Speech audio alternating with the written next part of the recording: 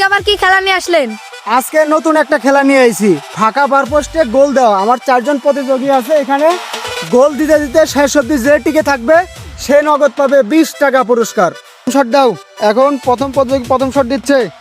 আপনি দ্বিতীয় রাউন্ডে চলে গেছেন, আপনি সাইডে দাঁড়ান, শট দেন।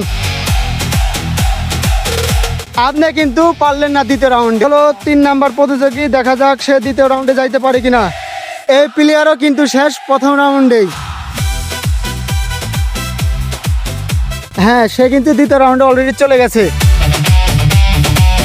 হ্যাঁ, সে কিন্তু তৃতীয় রাউন্ডে অলরেডি চলে গেছে। আপনি খুশি তো তৃতীয় রাউন্ডে?